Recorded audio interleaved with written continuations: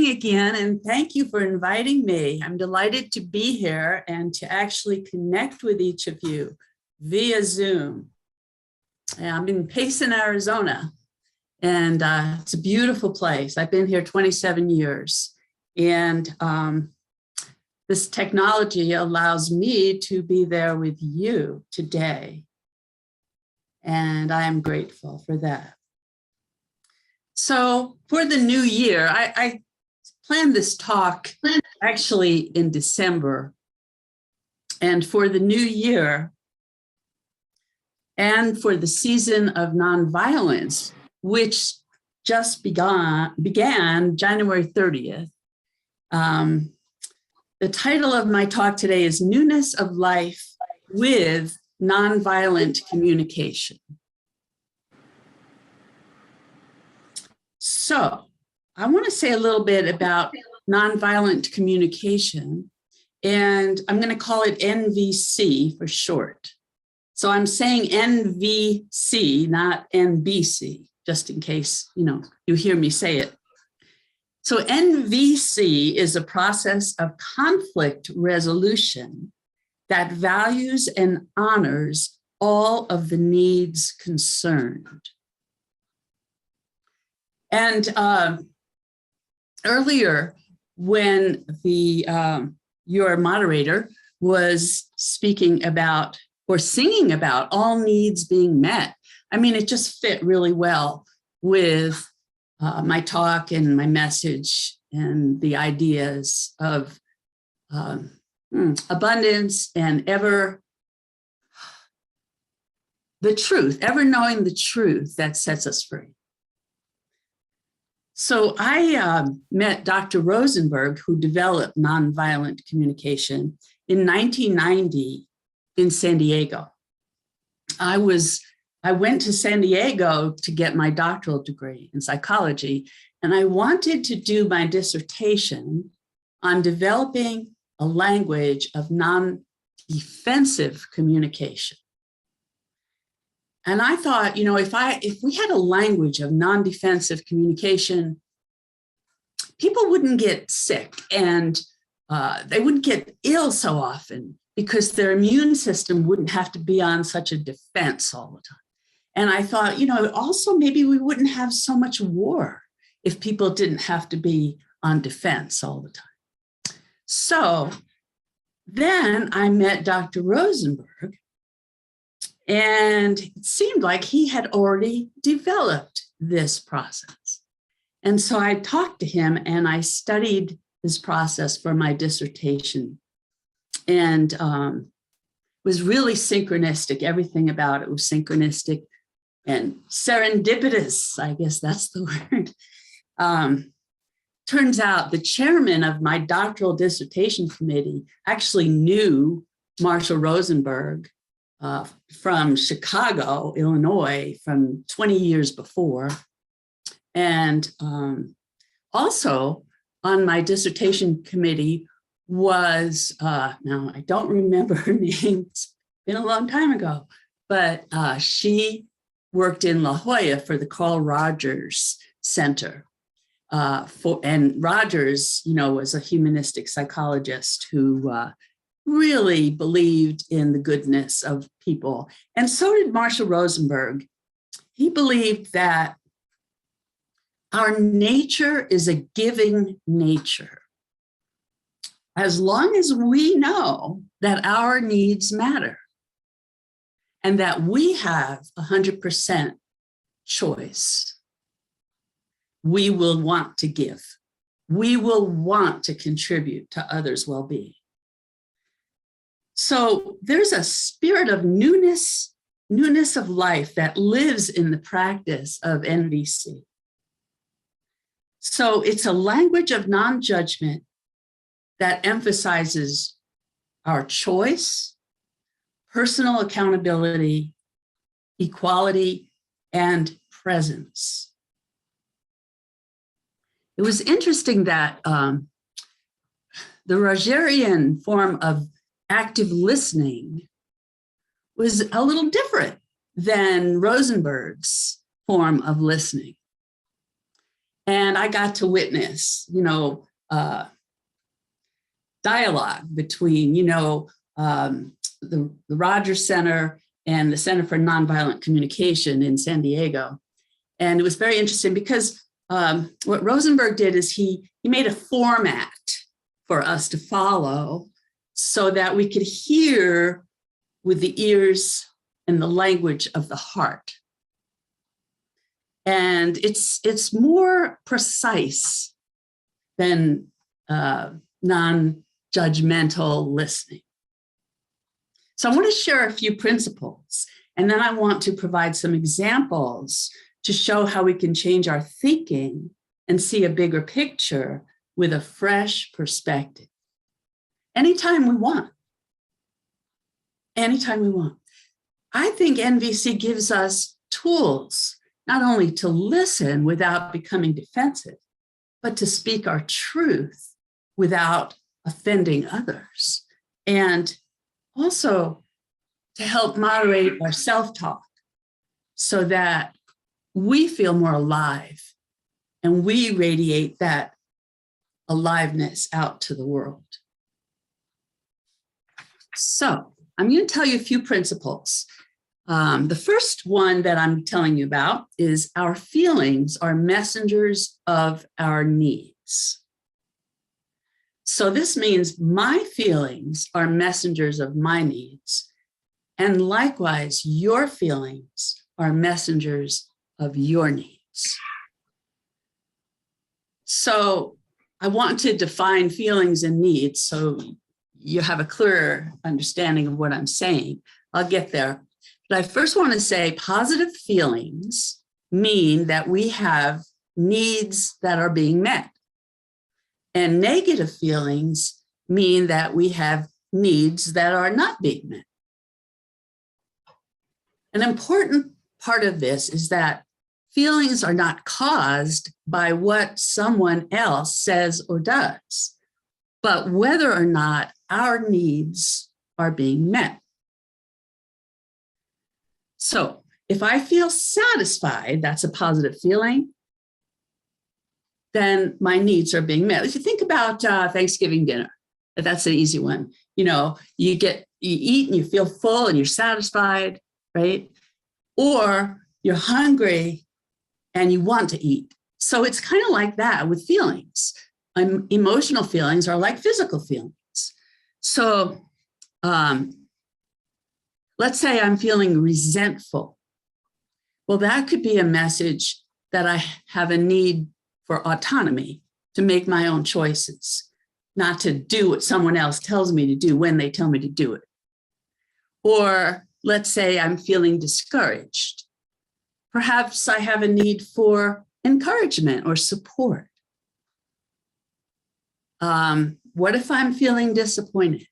Well, that may be a message I have a need for trust. So the good news is that human needs are universal. And when we are conscious of our needs, we'll tend to act in integrity and act in ways that are true to our deepest core values. So Rosenberg described needs as life seeking expression within us. Now, to me, in my training as a Unity teacher, this sounds like divine life. This sounds like divine presence. And so needs are like waves of that presence that we're expressing God life. So needs are not about being needy, but about true expression of life energy.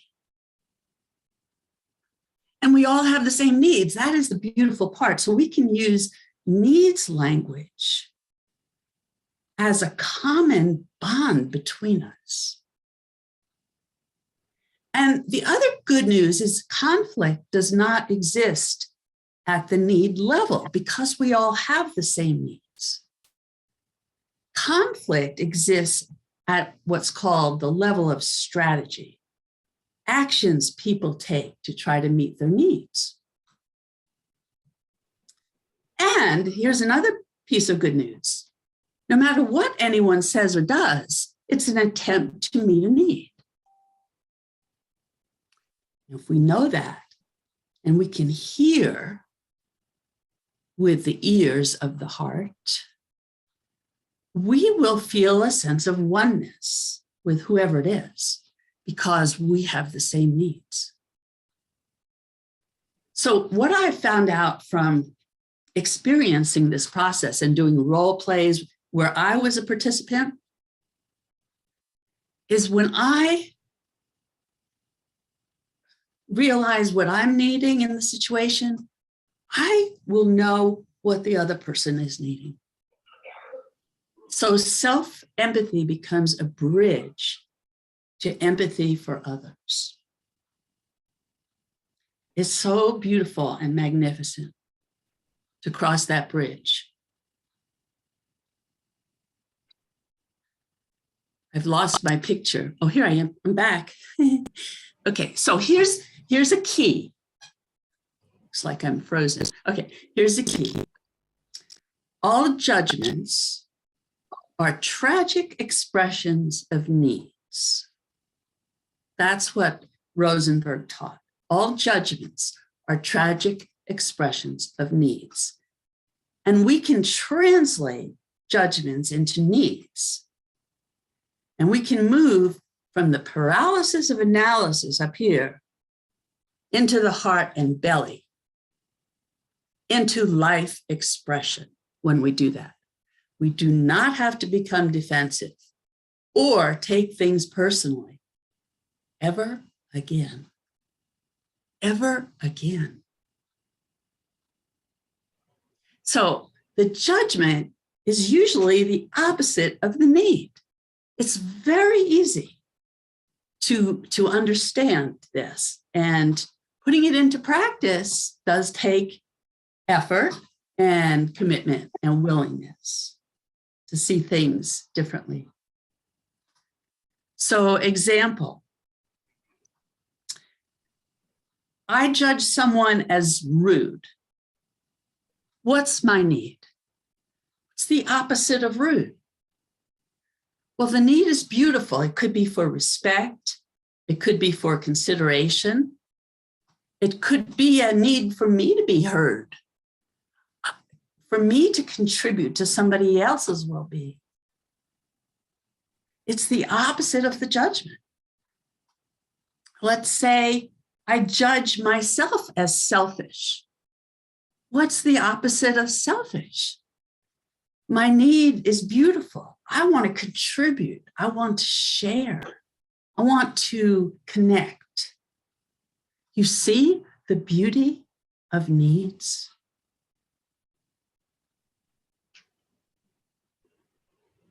So when Rosenberg described needs as life-seeking expression through us,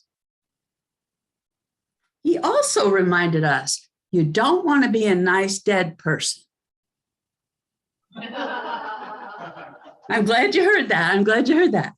He was referring to ways we have learned to motivate ourselves and each other through things like guilt and shame or fear of punishment and even promise of reward. And when we act from any of that energy, the form we create may actually fall flat. It may be a deadening rather than an alive form of expression, because it's not authenticity doing the creating. And it's not in integrity with creation. We could say that maybe it's coming from ego rather than spirit. So that really goes with Ernest Holmes' quote. I'm going to tell you about this. The thought of judgment, criticism, and condemnation must, in time, operate against the one who sets it in motion. Well, this is not something damning, but it is kind of a warning that we want to be free, we want to be authentic, and we want to contribute to life. And when we're doing something and we don't feel those feelings, it's time to stop and see what we are feeling, what we are needing, and let that lead us to something that's more alive. So I describe it like this. We point one finger out, and you all have heard this, right? And 3 point back. So this is blame, and this is shame. So as soon as I'm in judgment of somebody else, like, why do they always do that? What's the matter with them, right? As soon as I'm like that, then I'm like, why am I always in this dang situation? Why do I always get involved with these people? So now I'm like, we got a blame and shame game going. Now, when we express that, even if we don't say a word, they can see it in our eyes. Okay. When we express that outward, guess what comes back? This. And now we have war, but it's tragic because we have judgments flying every which way, like gunfire, going out and coming in. And we're 3 times harder on ourselves than on anybody else because we got the 3 fingers pointing back at us. I've explained this in some of my classes, and I have I have clients and students saying, well, maybe we could do it like this, or maybe we could do it like this. No, the idea is to not do it, not put the judgment out, but rather bring the thought in and kind of like an oyster with a pearl, bring it in, see what it is. What am I feeling? What am I needing? And allow that to express through us. It's like contacting the source within, right? So in NVC terms, anything done with the energy of hearing a demand, obligation, judgment, criticism, blame, or shame is likely to create that energy for the recipient. And anything done with the energy of willingness and the desire to contribute to life is likely to be received that same way by the receiver. The gift will be received without obligation, and the giver will feel fulfillment. Now, how about that? The energy we give out is received. So why give it out if it's from the place where we're not aligned with truth, where we're not in integrity with our own core values? Why not give from the divine? And we can truly say namaste to one another when we do that. So I want to say a little bit more about the benefits of using this process. And I'm chuckling because, so I met Rosenberg in 1990. I became certified as a trainer for the Center for Nonviolent Communication in 1999. And I'm still teaching this, and I'm in retirement now. And the reason I'm teaching it is because it makes me come alive. So there's a spiritual freedom in using this. This way of thinking becomes a way of speaking because our thoughts and our language are intricately connected. So when we change our language, we change our thinking. When we change our thinking, we can change our language. It helps us keep things fresh without that guilt, that obligation, that shame, without demands on ourselves or anyone else, without fear of not doing it right and not pleasing someone. Instead, we're motivated by choice, willingness, and like I said, a desire to contribute to life. When we take action that's in integrity with our core values, not only do we feel more alive at the time, but we don't have regrets and dwelling, thinking about something over and over again, because we have created an integrity. There's also a sense of emotional freedom. When we're not judging ourselves or we're not judging others, we can hear others without taking their words personally. We can express ourselves without making demands, without judging others. And even if what we get back we don't like, we can still hear it in a new way. Even if the ego is cringing at first, the spirit sees something much larger.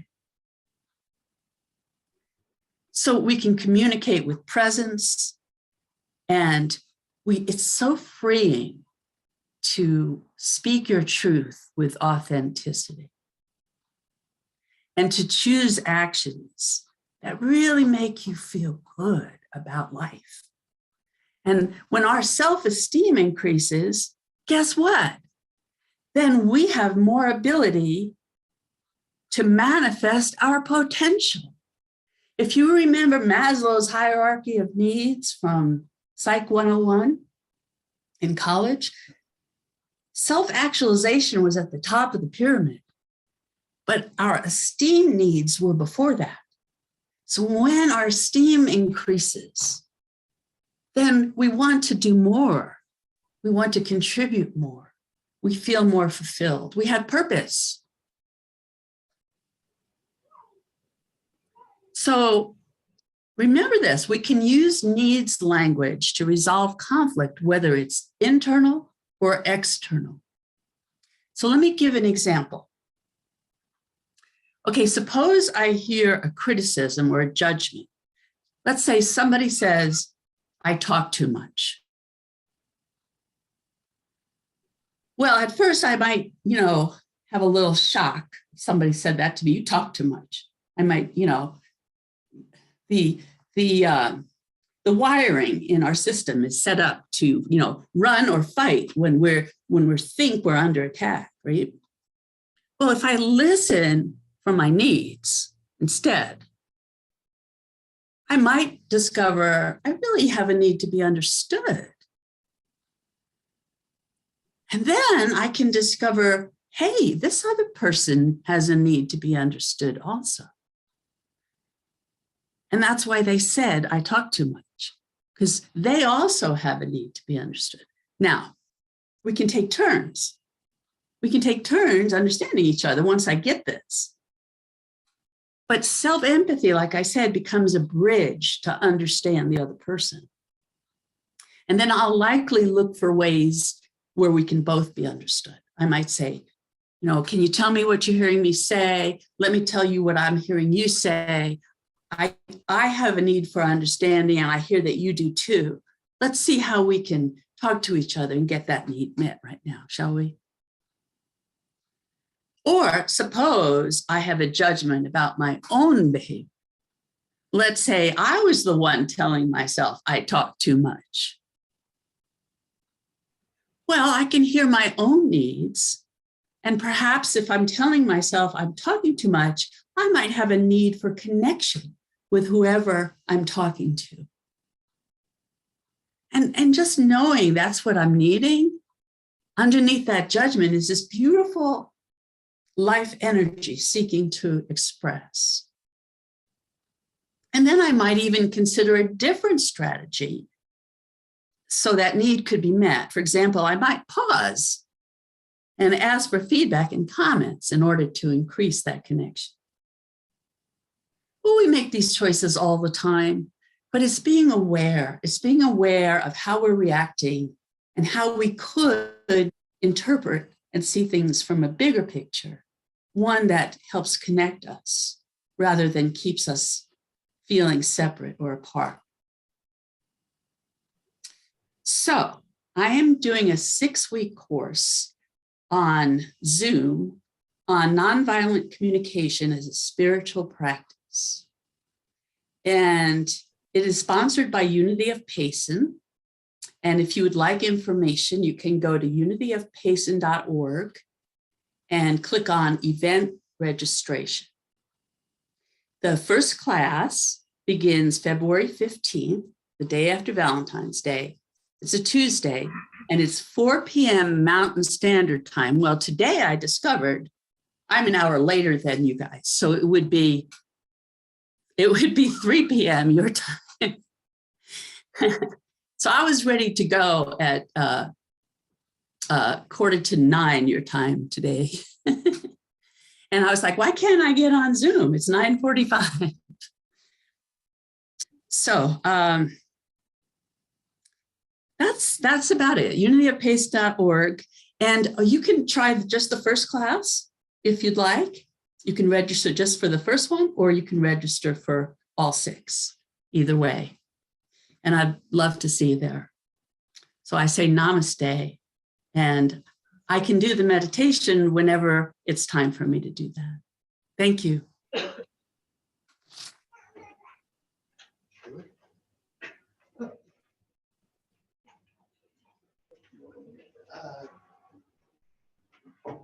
Well, Donna, now would be a good time to do the meditation. Okay.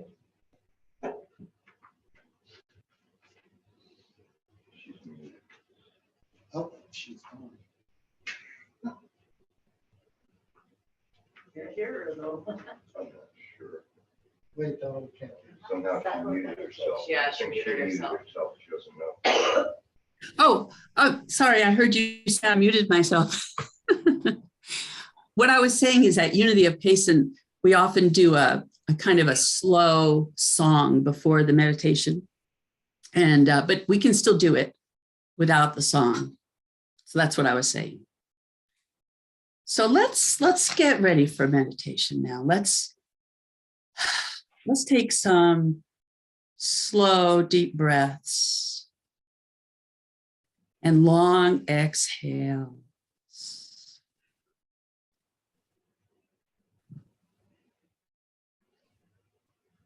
Let's relax our mind and release any thoughts or concerns we may have.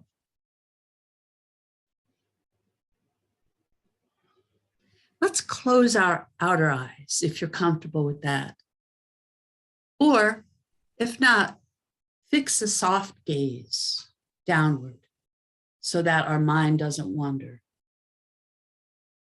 And we can begin to open our inner eyes.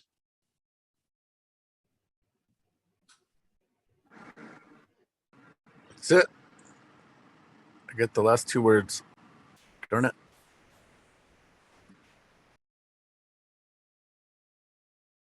Let's drop down into our heart space now.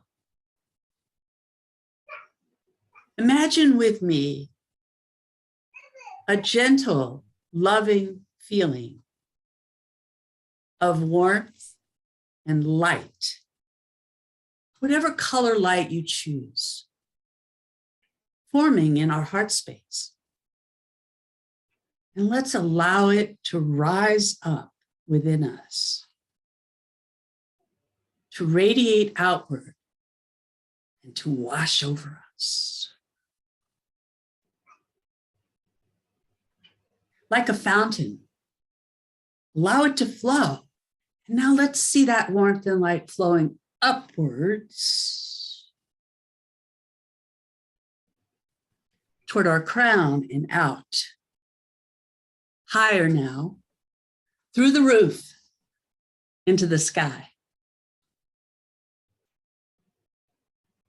Let's imagine now our light showering blessings over the town,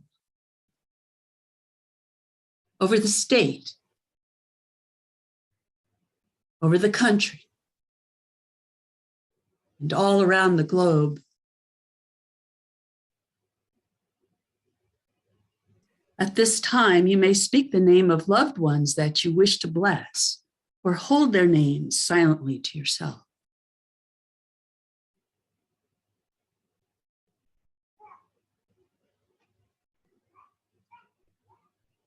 Allow those to receive your prayers.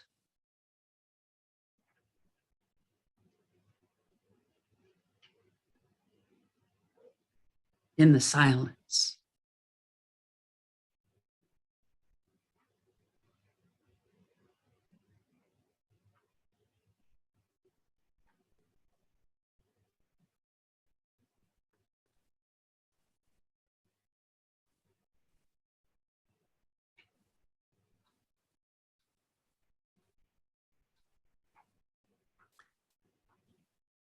And as you become ready, now imagine with me our fountain of love and light begin to pour itself back into this place and this time, swirling around and touching each one of our hearts and connecting each of us together as well.